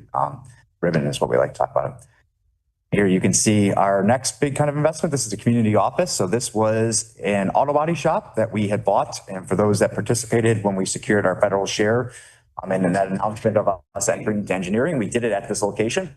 It has been under renovation with a combination of an SB contractor who is doing all the HVAC, the electrical, and the roof replacement. And a lot of the interior work has been done with CTA forces. So here you can see the exterior of the building, and here's the interior. We expect to have this hopefully online early November and available to the public. It was really important with this project. We do have a community office on RPM as well. It's over on Broadway, just over by Argyle, but this community is a very much in person. We wanted to meet people where they were at. We wanted to have space that was welcoming, inviting. We use this community office even pre-renovation for a lot of the real estate closings. So when we talk about familial wealth, we talk about generational wealth that is in property. And a lot of the way the world has gone in real estate closings is people do it on iPads now and Zoom meetings. And so you were talking to generations of wealth that you were asking them to sell their houses to a picture on a screen. And so we wanted to make sure that they were in a space with people they knew and were familiar with and comfortable with, so we could help them through that process. And so this was really a key investment we had early on in the project to have it available. So we're really excited to see what it comes. Acting President Learson and I were out last week, and she was able to see some of the progress firsthand. And I think you really enjoyed some of the stuff you were able to see. So moving on to kind of the first set of discrete contracts. So this is the advanced demolition. So the board had authorized us for two things kind of around advanced demolition. Is we issued a series of task orders for design for simple packages and complex packages. So we did an SB set aside for designers who we would issue task orders for simple demolition. So this was more typical single-family homes. And then we had a separate set of designers that had DB goals on those task orders for the more complex set of designs. So again, this was this opportunity where we tried to separate, create really discrete pockets of opportunity for the SPEs community on this, and as well as when we did have to go to a more advanced kind of higher end firm that we were then supporting those DB outreach goals. And then separate from that, we also went and sought two different sets of firms to do demolition itself. So when we were releasing those simple design packages, we were releasing them to the SPE contracting opportunities. And then when we were going to the more complex ones, which were either more industrial facilities, larger facilities, or had really complex remediation to them, we were going to a different pool that then would have DB and workforce support to them. So you can see all the forms listed here. Again, this isn't always the easiest way to do these things, but the return on this initial investment in showing our commitment to DB and workforce on this project is really, really paramount. So we've had a lot of success to date on this. Here is some of the parcels in process. So we are significantly through a lot of this demolition at this point. You can see the last kind of set of parcels here and 5 and 6 coming to the end. The complex work orders, CWOs is what they're noted here, are the ones that tend to have remediation with them or tend to be bigger industrial buildings or things like that, where the OWOs are the ordinary work orders, and those tend to be more the single family homes. And prior to demolition, while we had these in our opportunity, we also had a separate opportunity for property management, right? So we had a property manager that the board has given us authorization to work with. It was one of the largest percentage DB contracts we've ever had. I think it was 65% commitment, right? Yeah, so it was a big here. But we also worked with the Chicago Fire Department to do training on these facilities. So this was a unique opportunity as we had the space available. They hit us up through our safety department. We were able to work out a way. They worked through simulated search and rescue, fire lines. It was really popular with the community because we did a lot of outreach ahead of time to say like, hey, this is what's going on. Like, these aren't burning down. It's not scary, right? People would come out and watch it. It was really interesting. I know Director Akale, you sent a note about the article at one point when it was in the press. And so it was a way to use the space and provide that benefit. This was all local districts. This wasn't necessarily even citywide. This was the community being able to train and take opportunity by this opportunity. Here's some pictures of advanced demolition. So we have cleared a significant portion of the sites of the 85 structures that are coming down. I think it's close to 76 that are fully on the ground at this point in time. The rest of them tend to have a little more remediation to them. There's another package that's still routing on that, but you'll see these progress photos going forward. Final condition of these sites as they come down. Here's another example of this is more on the complex side. They ended up fully graded out with stone, and they get ornamental fencing on the one side and chain link on the other side, so we can maintain the properties until the design builder is ready for them. So they get kept in a good space, and then they go back to the property manager from thereafter. Onto the big contract. So you all remember the very monumental moment when we awarded this contract, which is a significant point in time for us on this. The design builder has been very busy, even though we've only had a formal NTP for about 9 months. They have done a ton of work. They've started submitting a lot of their intermediate design packages for that. Some of the most important ones are the ones that actually have gone to the railroads. We have a whole lot of relationships with the railroads on this. And so getting those packages in early to get their feedback is really important for us being able to manage the schedule. They've done a bunch of field work too. So here they are measuring trees. So one of the obligations we have on our environmental commitments for this project is that any tree we remove, we will plant back a equal number of inches thick trees. So if you have a 4-inch thick tree and all you can get at 1-inch trees, we're going to plant 4 of them to replace it in turn. So they have to physically go out and survey every tree, measure the thickness of the trunk at a certain point, tag it as such, it gets recorded, and then that's what has to be reproduced in the contract overall. So here you can see them doing their tree survey. Here they are doing, this is boring, soil boring. So they're taking samples of the ground all the way down to 85 or 90 feet deep where their caissons will meet rock or find kind of the space in the earth where they can bear on that type of geotech. So they get geotech information out of this. They'll pull up a bunch of pipes. It will be 10 or 20 sections of pipe of dirt, and then they'll go and they'll study it, and then they'll actually come back from there and make judgments about is there any environmental concerns? Can this be gone to clean sites versus hazardous waste sites? And then really it's about how they design the structure and what point they can bear on the earth. And it's really important as they inform their decision. We did a ton of this actually in advance, and we gave that information to them as they were bidding it so they make their bids as responsibly as possible. As they refine their design and they decide, oh, this is exactly where I want that column to go, they'll take a boring there to be able to sample that exact spot. And then, you know, our ongoing community relationship has been something that has been unique probably to this project more than any other project, right? Because it has gone on for a decade prior to us getting here, and it hasn't slowed down since then. So we started once this April with a formal meet the contractor meetings where we brought up Walsh Vinci to the community. We had 3 different meetings, kind of in the 3 different segments of the build, and they went through how they were going to build the project, their philosophies behind it, how they were going to manage noise, how they were going to manage dust, how they were going to manage construction traffic. They fielded concerns from the community. They talked about kind of the construction approach. We went through how the gantry works with the segmental box and kind of explained all those aspects. We had our workforce partners there. We had CTA HR there. We had our CMs there. We had everybody kind of in the same room talking about what opportunities were going to be available to them, what those DBE percentage and commitments were, what those workforce opportunities were. And we had people available to kind of sign people up right there on spot. Every meeting we tend to have in the community, we bring out the whole kit and caboodle of support staff because it is an opportunity. The last thing we ever want to hear is, I didn't know how to get an opportunity on this, right? And then, you know, we have regular routine commitments into meeting the community where that. So here on the bottom of the Roseland Hospital Mental Health and Resource Fair, May 30th, we staffed a table there, signing up for our email list, our outreach things. Here we are participating in back to school events. This is at Alderman Mosley's office. We also participated in one at Alcal Gardens. That was a big time event and it was a lot of fun. I think staff was actually kind of pleasantly surprised at how much fun it was. We also did similar ones up over at Carver and a couple other places. So here we, the project teams between Walsh and the CM and us help support kind of some supplies for back to school. So, and here is a litany of other events that have happened kind of since spring of this year that we've directly been participating in this footprint. You can see the Alcal Garden ones I mentioned there at the bottom. You can see kind of our participation in other events kind of citywide, but also specifically here. So very similar to when we talk about RPM. Here's kind of all that community outreach and engagement we do. I'm actually going down tomorrow morning to sit down with folks at Alcal Gardens again. There's a whole, this is like the big stuff, right? So we have probably 100 meetings a month that don't get picked up in this type of list, right? So we often may have meetings in people's houses, right? So we have an outreach team that meets people where they're at. If you have a resident calling up saying, I'm really concerned, are you going to take my house? And there's, like we have a team that will go and meet them and talk to them, like, and explain like, oh, here's where you are. Here's where the work's going to happen. Here's what you're going to expect, right? So we're really trying to manage those expectations. We talk a lot about lessons learned. I think, you know, last meeting we talked a little bit about that with RPM Forward. One of the things we kind of learned really the hard way on RPM is advanced utility and demolition is the project, right? We kind of treated it as a thing that wasn't really construction yet, but it was, right? And so we really wanted to stay ahead of this. We did a whole bunch of meetings even before the Meet the Contractors just to talk about what you should experience with advanced demolition and utility. So.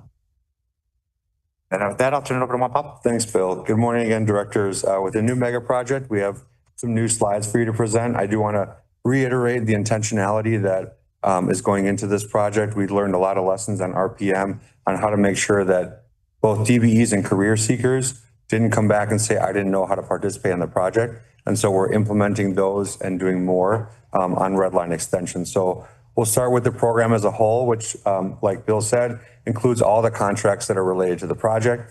As of July 31st, we've awarded over $260 million to 116 distinct DBE firms. 25 of those are new to CTA. So even though the design build is not, construction on the design build is not underway, we have already started on the right foot with DBE participation, both dollars and distinct firms. We don't have any labor hours to report yet, but you will start seeing those on this slide as soon as they get reported. Moving over to the design package of the design build. This portion of the contract has a 25% DBE goal. And as of the end of July, 22 distinct DBEs have been awarded over $35 million. So that accounts for 16.58% of that 25% goal. 7 of those firms are new to CTA. We also, for the first time, included a workforce goal on the design portion of a design build contract. 10% of the design hours must be performed by residents of economically disadvantaged areas, and the contractor is currently attaining 3.3%. The prime and their lead designer continue to meet with DBE firms and career seekers as they make progress towards both the DBE and workforce goals. We'll bring you a slide on the construction portion once that part of the project starts, where you'll be able to see the same information DB dollars, unique DBs, and trade hours as we progress through the project. So we're really excited to be at this point. While there's been a lot of activity, we've typically wait to get to a point that we have sustained stuff to talk about every month, and we're there now. So it is as real as it's ever been. It is real, right? And so this is an exciting time. We want to take a little more time and focus on this today, as it is historical to be at this moment in time. And so we're glad to take any questions on this specifically, or if there's any other of the projects you had an inquiry about. Date. Early 26. So, they're pushing through design hard right now. We're still looking for an early 2026 date to have the real big formal groundbreaking. And Bill, remind me again, we have a CBA with the neighbors out there in Argyle and in that area. I'm going down to Alcal tomorrow morning. Okay. Yeah. So we have our purchase agreement with the Chicago Housing Authority for the property had a commitment from them that they would expend the value of the property. So, lots of times we have government relationships. We're getting property for a deal in this exchange, and the benefit really to Alcal is this is going to be in the front door, right? But we paid fair market value for the property, and our concern was that went back to the community. So they have been working directly with the community to identify how to expend the funds that are related for this property sale directly into community investment. We have been talking for 18 months now with the local advisory council about how we come to a memorandum of understanding about benefit directly. And it's really about how we support workforce hiring opportunities and such forth around there. And we actually have our next meeting with them tomorrow morning. I'll note that many of the things that come out of community benefits agreement, we do on all of our projects. We just do that as a normal practice, right? So DB outreach, we've done certification drives in Alcal Gardens and other parts of the footprint to make sure that firms that are not yet DB certified can get certified in time to compete for this work. The same thing on the workforce side. We've held many outreach events where we brought contractors, trade unions, CTA, HR, other government organizations to the RLE footprint, specifically to Alcal Gardens, to talk about opportunities. And then we've started in collaboration, you've heard about this for 2 years now with the city clerk's office and other government agencies, the citywide career fair, because some of the feedback we heard was that they don't only want construction jobs. So we started the citywide career fair to bring other industries to the table to provide those opportunities as well. Yeah, I want to follow that closely, but I just want to make sure. Yes, sir. Yes. Thank you. Thank you. Any other questions? I have a couple. Thanks for making these special kind of presentations about this particular project. I think it's a great idea. And a couple of questions. One is about how are we communicating to people in the community, not just the opportunities for contracts, but also what's going on. Like, do we have any markers, for instance, and the 4 stations are going to be, let's say, future side of what kind of like newsletter, what kind of processes do we have in place to build excitement and to communicate progress to the people who live there? So the properties, when we bought them, we hung banners on all the properties. They said ready, set, soon on them, and had the social information for how you get information on the project, but we didn't want to have the optics of this not being progress, right? As we now took possession of a property, boarded it up for safety and security reasons, to keep that momentum that this is progress, right? It's not regressive in its nature, this is progressive. And so we were reminding people, this is the reality of this project coming, is this footprint. We have a weekly newsletter that goes out, and or isn't on it. I'll make sure you all get added to that so you can see the distribution. So at every event we have to sign up for that newsletter. So it's not only for that weekly just kind of project update, what are the upcoming events we're going to be at, what is the upcoming construction activities. It also is the mailing list for anything as we have project discrete things coming out, right? So we do a bulletin, our ELP on red line on the track or something like that, or on track is what the newsletter is called. And So you get that generic kind of summary event thing that's coming out every week. And then separate from that, when we have specific events, we're trying to we will be out over the next couple of weeks in September doing the first of the activation meetings. So we're gonna unveil the station designs, and we've got the areas around the stations that we've identified for community input and activation. So we've got these plazas, we've got these other things in the space available, and we've set aside money for feedback in the community about how you want to see the space used and how you want to have it available to you. And so similar to what we did on RPM, that model we did for that, we brought it down here, we built it into the process. We're starting those. So we will be blasting those events out separate from the newsletter. They don't get buried in the fine print. They go out as their own things. As Juan Pablo's team is doing separate outreach events, we're blasting them out through that network. We have our own social handles. We are on Facebook and Instagram, and I think we're on Blue Sky and TikTok and everything that's out there at this point. So we not only are representing in there, we're making those social handles available. People are following us there too. And then, and then, like, as I just happened to stop sharing. So, but then separate from that is we're showing up at those community events. We're showing up at the ones we host. We are staffing tables at the local markets. We are staffing tables at the health care clinics. We are staffing tables so that we're meeting people where they're at.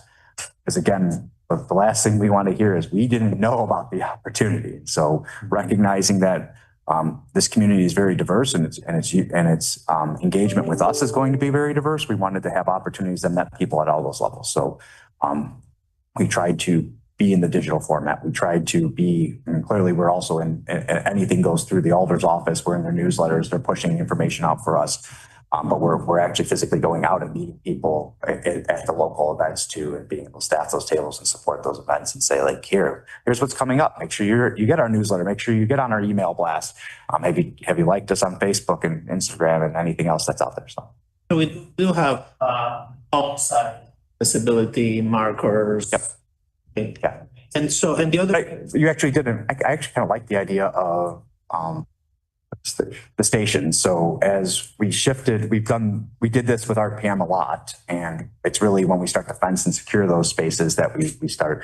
We did renderings of the station, right, in the future, new rim art and stuff. And so I think that's a piece we will definitely carry forward. But maybe we figure out how to get them out there a little earlier.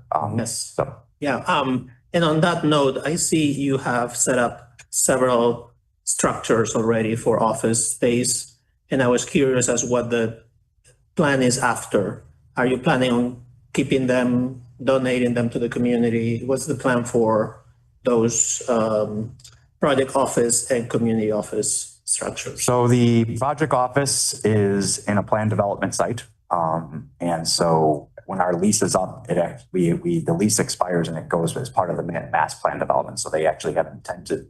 So C&I is the developer of the area. They do that whole Pullman development. They've done that whole redevelopment in there. They're pretty well invested in there.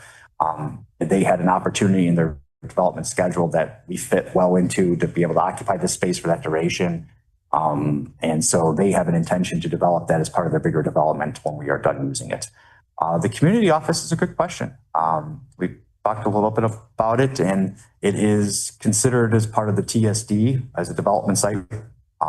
Its highest and best use is probably not the little building, but as we continue our relationship around the support of the TSD, the support of the Department of Planning and Development as they start to release their tasks and their opportunities.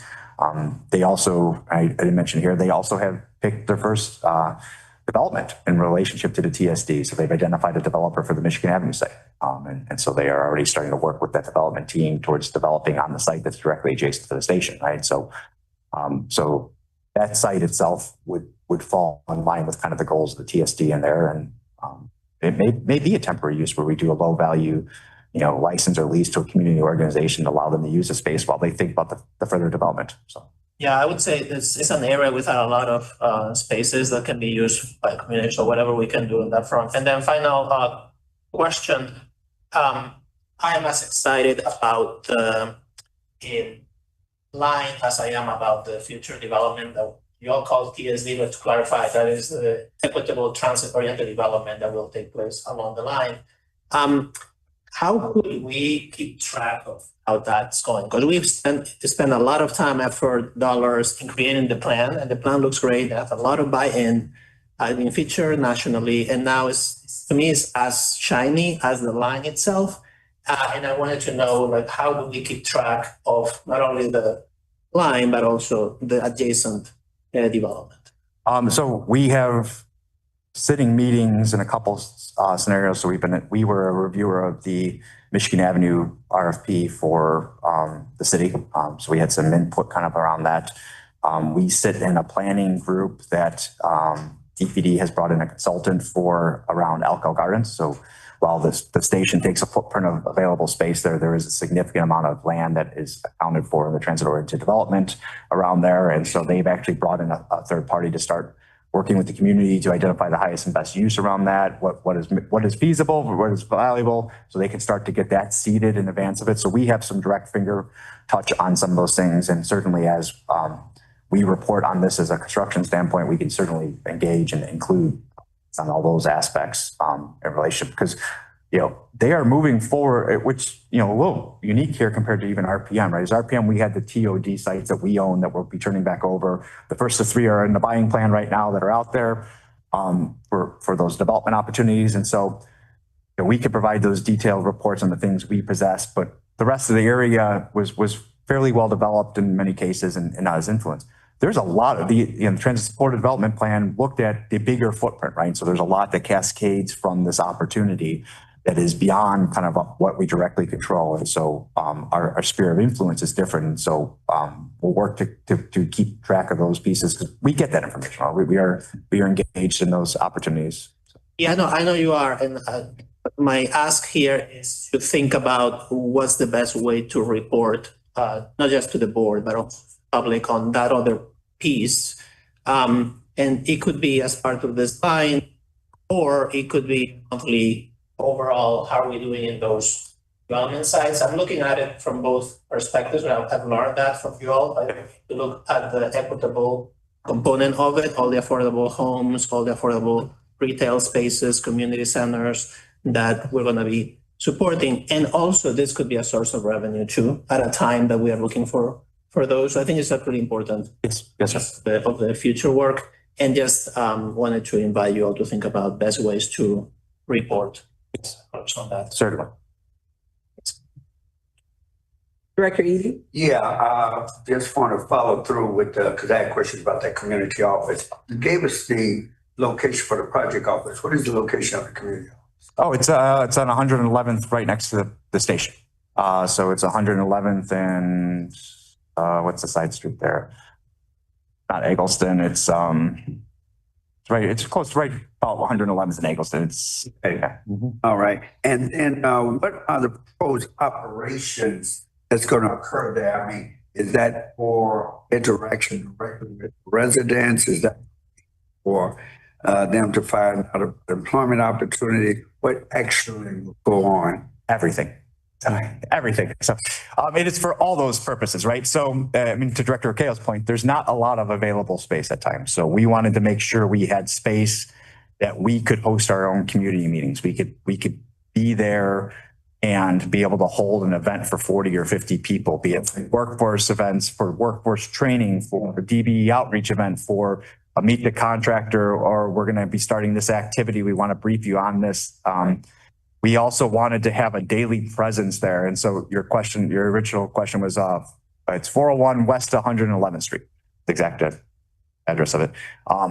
But we wanted a walk-up presence. So one of those things that was kind of unique about our PM is we opened a community office. When we went and we actually looked at other mega projects, we were in New York, Second Avenue Subway had a community office. We thought it was kind of neat. It was a good idea. It was a way for people to engage. We kind of started this little community office, then we went into COVID. So then nobody was coming to our community office. And we went virtual for our virtual office hours, and that community really was responsive to virtual. They really liked virtual, right? Oh, I can cook dinner and be a part of a community meeting at 7:00 at night, right? What we have found as we've engaged this community is we did go through COVID. We were doing outreach here, but we also found that we had to continue to have a physical presence. There's a whole lot of our partners in this community wanted to be able to meet in person and do those things. We wanted to have a physical footprint as early on as possible that allowed folks to come over and say like, hey, I noticed that down the block from my house, you were doing something. What is that? Right. And so that's what this is for, right? Is we will staff it during normal working hours, Monday through Friday. that we will have a presence here. Right now, while it's under construction, we're doing virtual office hours where we actually blast out for our networks. We will be at Alderman Beal's office from 3 to 5 today if you need to talk to us about the project, or we'll be at the Alcal Library from 1 to 3 in the rec room if you need to. So like we're moving around the neighborhood right now. But this was a nice central spot. It's kind of about midpoint in the project area. And so it really gave us that ability to do all those things. We wanted space that really supported it, that was walk up, that as construction's going on. I still have a dream that we're gonna have a nice big project aerial map in there and you'll have push buttons and you'll see station lights light up. When we first went there, we talked about having like little train tables and book areas for kids and a rug and things like that. We're still working our way there. Still got a few years to evolve into it, but the goal of the space is really to meet people where they're at, to be available to them and to be able to have the space we need. You don't see in this pictures, one of the coolest things is we have available doors that goes out kind of to a back area. So we can expand our open space out into outdoor space and be able to have space outside. So. Yeah. And I was just also, I know you said about hours when the regular working hours, but I think after work hours. Mm-hmm. Yeah, absolutely. Vitally important. Beyond say 4 or 5, maybe even to 7. No, absolutely. Absolutely. Yeah. I think that's for me. That's what I need to understand. Director Lee? Just want to commend the team. I know it's not easy to do so much community outreach and engagement and meeting people where they are. So I'm encouraged by it. And I want to continue to support it and just excited to see this kicking off. Right? Thank you. Final order of business. Chairman Barclay, there is no new business. Yeah. Thank you. Since there's no further business for the board, I have a motion to adjourn the Chicago Transit Board meeting of September 10th, 2025. Second. It's been moved by Director Ja, seconded by Director Requejo that the CTA regular board meeting for September 10th, 25 be adjourned. We'll take a roll call vote. Director Ja? Director Requejo? Yes. Chairman Barclay? Yes. Director Eady? Yes. Director Lee? Yes. Motion passes with 5 board members remaining. Thank you.